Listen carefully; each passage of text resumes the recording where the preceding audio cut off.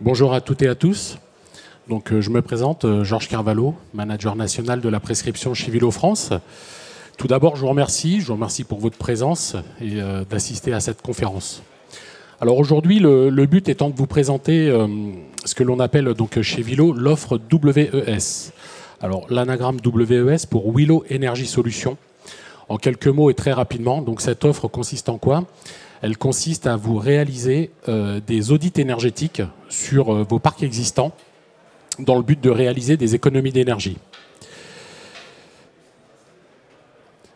Pour que vous puissiez comprendre comment cette offre et pourquoi cette offre WES a été réalisée, je vous propose de faire un petit rappel très rapide sur la réglementation thermique et quelques chiffres intéressants. Alors cette offre a été développée bien évidemment en fonction et en lien avec l'évolution de la réglementation thermique et notamment donc le décret tertiaire.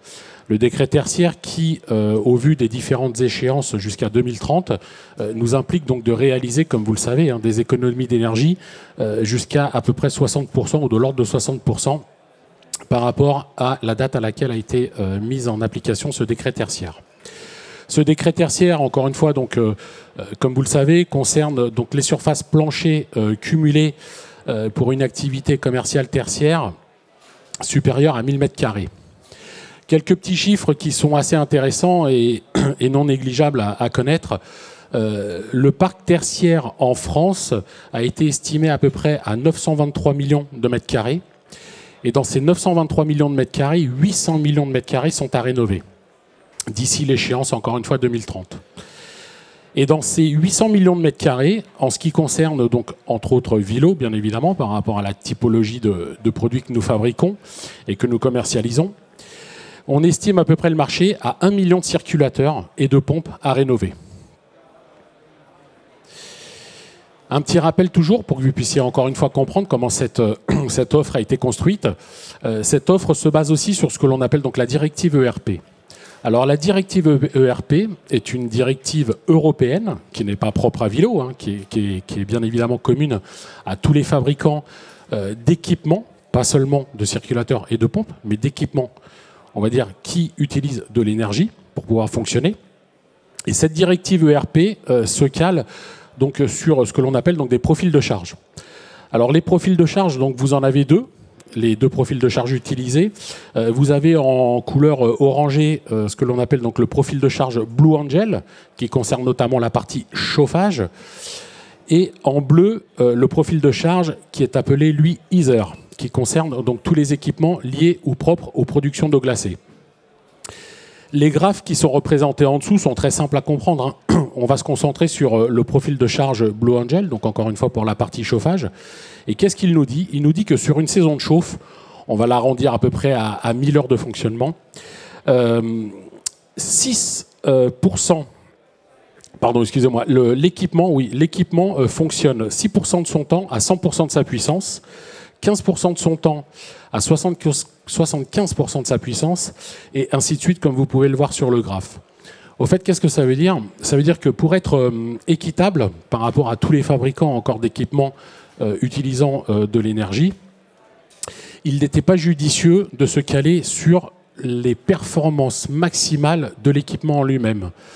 Et pour pouvoir équilibrer la donne et déterminer les différents coefficients énergétiques qu'on va voir dans les différents slides qui suivent, cette directive ERP donc, propose et a proposé de se baser sur ce que l'on appelle donc des COP ou des coefficients de performance saisonniers. Donc en prenant en compte l'intégralité de la saison de chauffe, quand on parle de chauffage bien évidemment, et de là donc pondérer des rendements de coefficients énergétiques.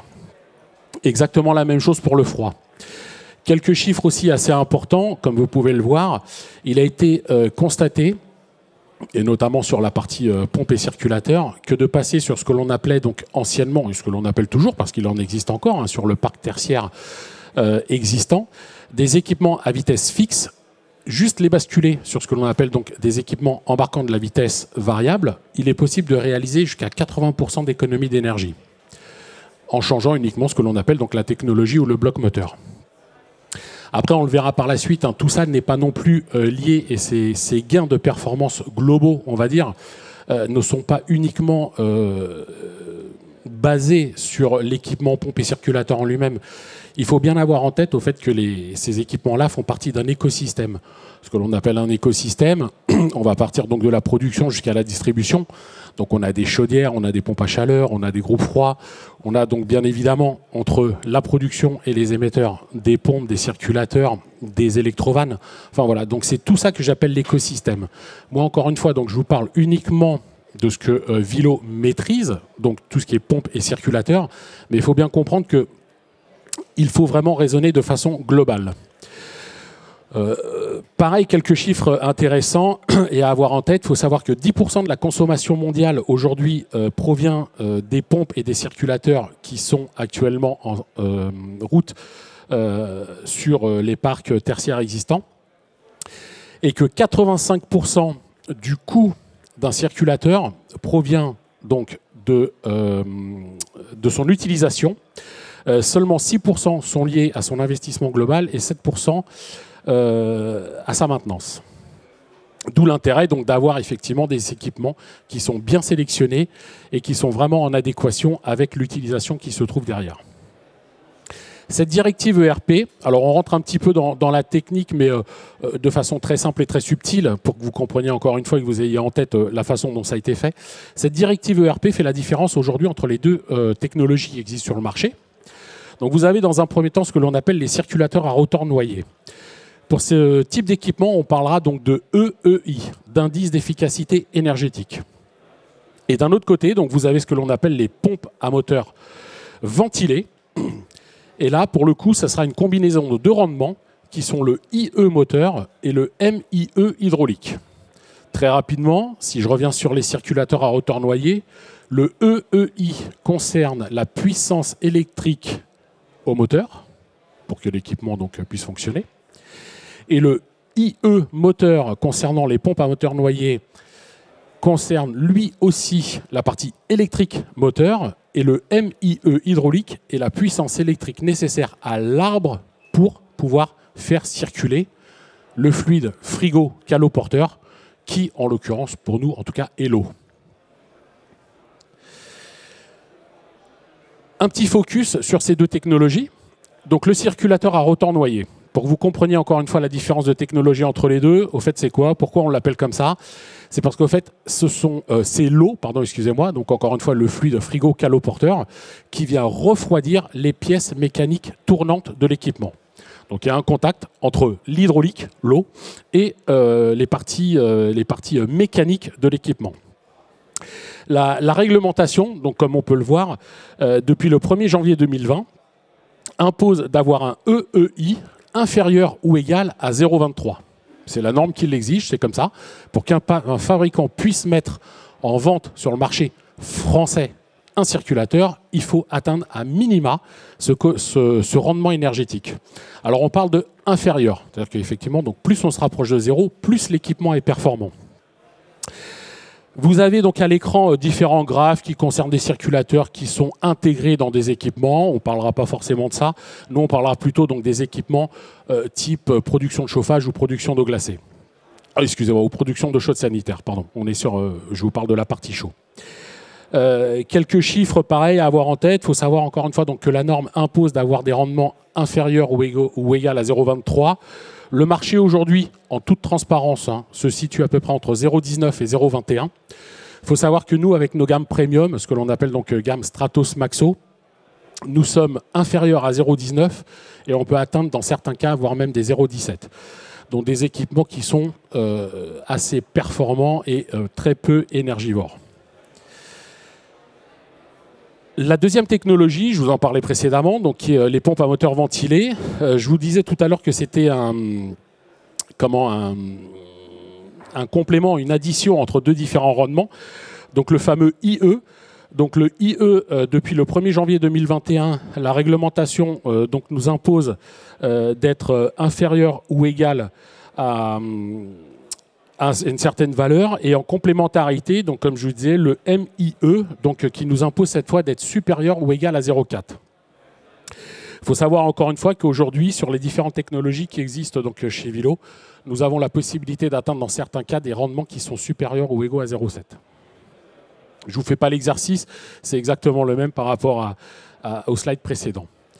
On en vient maintenant, donc, si vous le voulez, à l'offre en elle-même. Là, c'était pour que vous compreniez encore une fois donc, cet écosystème. Comment est-ce que Vilo en est arrivé à vous proposer ce fameux WES. Donc encore une fois, le WES, c'est aujourd'hui la possibilité pour vous, maître d'ouvrage, maître d'œuvre ou autre, d'avoir donc un audit énergétique sur site de Vilo par rapport aux différents équipements existants.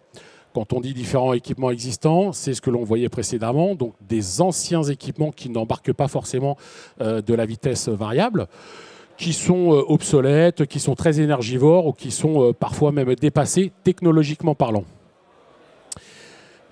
Comment est-ce que se décompose cette offre ? En fait, cette offre se décompose donc de la manière suivante, c'est très simple, vous contactez votre interlocuteur Vilo, on vient sur site, on fait un audit donc, de ce qui existe, et avec cet audit, on vous fait un avant-après. L'avant-après, aujourd'hui, c'est de vous proposer un document d'une dizaine de pages qui va reprendre différentes thématiques de votre site en vous proposant une amélioration énergétique de votre parc. On va le voir, on va voir comment est-ce que cette offre se décompose. Je vous ai retranscrit à l'écran, donc de façon très simple, pour que vous puissiez donc avoir un aperçu de ces fameux WES. Alors, ce n'est pas un cas d'école que vous avez à l'écran, mais vraiment un site donc, qui a été réalisé pour vous donner une idée des performances que l'on peut atteindre aujourd'hui, et notamment en termes d'économie d'énergie. Donc, dans ce document, vous retrouverez sur la partie supérieure les données du site. Donc, ce que l'on appelle les données du site, ce sont le nombre de jours et d'heures de fonctionnement de ce site.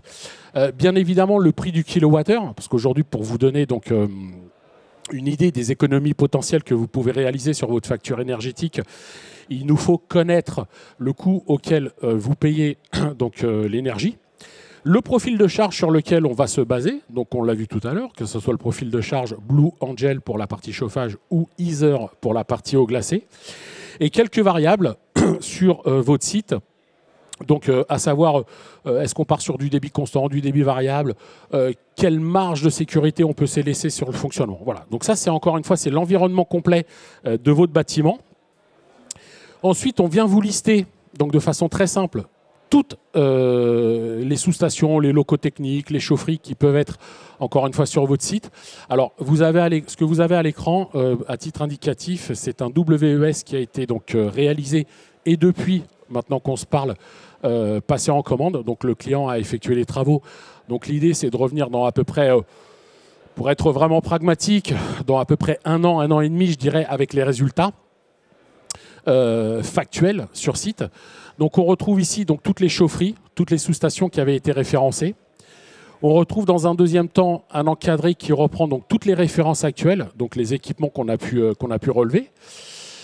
On retrouve ensuite, pour que vous l'ayez en tête, donc, la puissance électrique de l'équipement qui est en place. Bien évidemment, les références et dénominations propres à Vilo, pour que vous les ayez aussi. Et cette fois, donc, sur une transposition donc, de ce fameux avant-après. Donc, quand on dit avant-après, on vous met en face de chaque équipement qui existe ce que l'on vous propose en termes de nouvel équipement, en termes de qui a une meilleure efficacité, qui a un meilleur rendement énergétique, qui embarque bien évidemment des technologies qui n'étaient pas forcément celles que vous aviez sur vos précédents équipements. On vous remet la puissance électrique actuelle de l'équipement.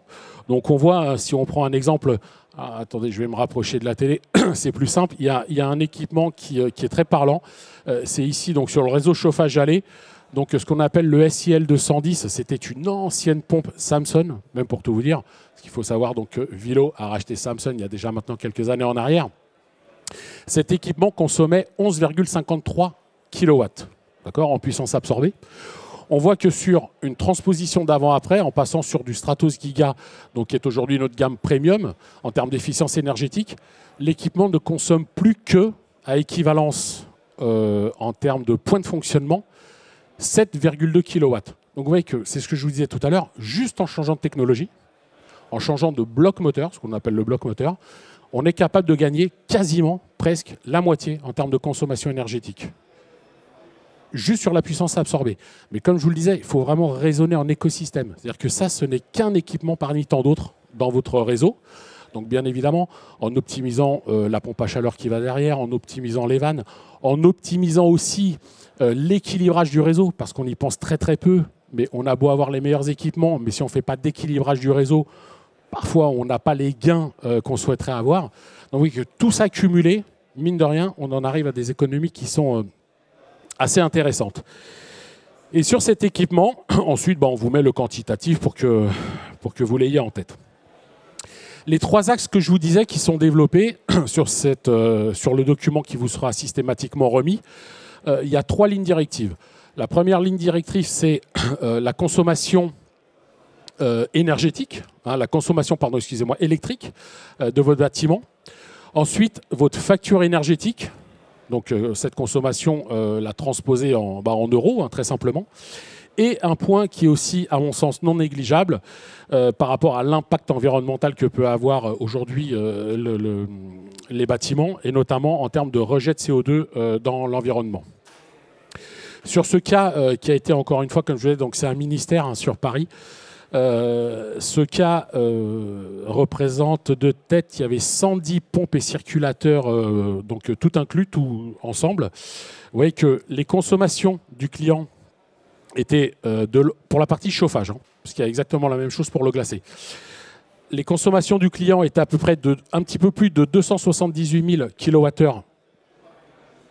On en arrive avec un gain aujourd'hui pour descendre à un petit peu plus de 96 000 kWh.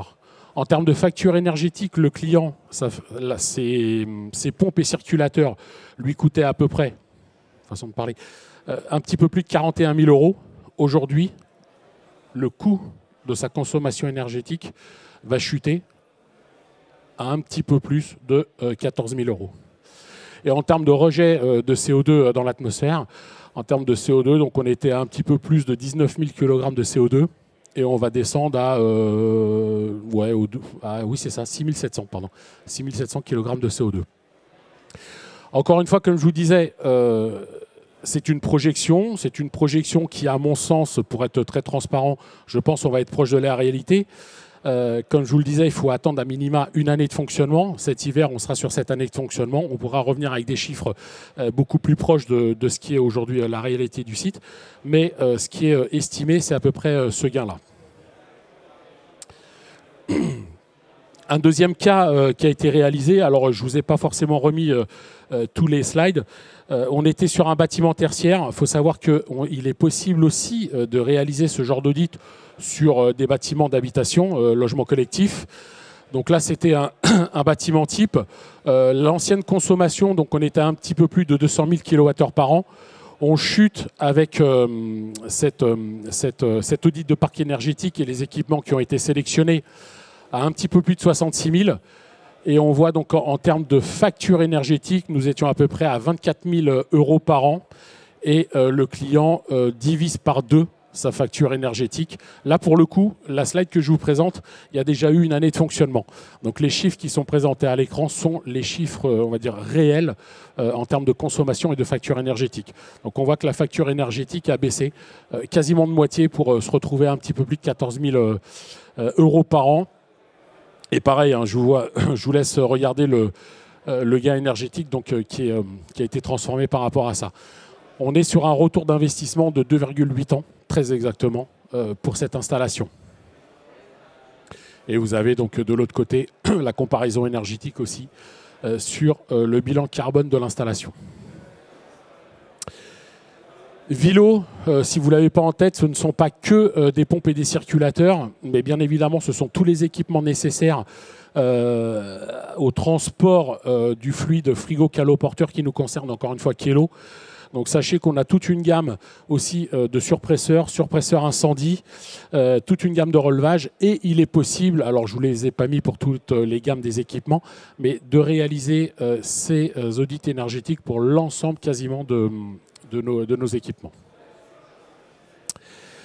Une équipe restriction qui se tient à votre disposition, comme vous pouvez le voir sur l'ensemble du territoire. Et je vous invite donc à nous retrouver si vous voulez plus de renseignements par rapport à cet audit énergétique sur notre stand, donc, qui se trouve quasiment à l'accueil du salon, qui est le numéro 29. Voilà. Merci pour votre attention. Si vous avez des questions ou autres, je me tiens à votre disposition.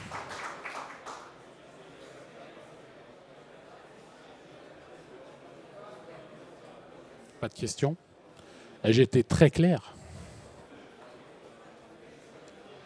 Bonjour, Jennifer Glatini, Axe Environnement. J'avais une question un peu factuelle sur est-ce qu'il existe des aides pour les maîtrises d'ouvrage vis-à-vis des audits que vous proposez, des aides financières? Alors, il existe des aides financières, effectivement, par rapport à cette typologie de produits qui est, entre autres, notamment toute la partie C2E. Et nous sommes aussi en mesure, effectivement, de vous donner un estimatif, une idée des aides qui vous seront allouées en termes de C2E par rapport au matériel qui est sélectionné. Alors pareil, votre question me fait aussi revenir quelque chose en tête. Je ne veux pas forcément spoiler encore parce que c'est plus que dans les petits papiers. On est déjà quasiment en phase de finalisation de notre nouveau concept de WES. J'anticipe un peu parce que je pense ne pas trop m'avancer. Ces fameux audits énergétiques auront maintenant la possibilité d'être aussi monitorés par la suite. Donc, c'est-à-dire avant et après.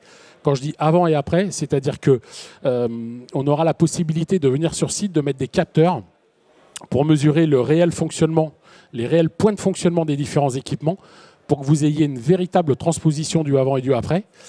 Et il y aura une nouvelle offre qui va arriver par la suite, c'est-à-dire que quand je parle de monitoring, on aura la possibilité de faire des contrats de maintenance, des contrats de télésurveillance qui vous seront proposés pour venir monitorer les équipements.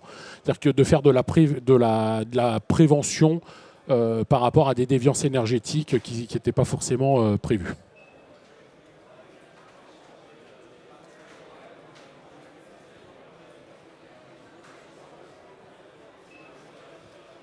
S'il n'y a pas d'autres questions. Écoutez, je vous remercie. Je vous remercie encore une fois. Je vous souhaite à toutes et à tous un bon salon. Et n'hésitez surtout pas, stand 29, on se tient à votre disposition. Merci à vous.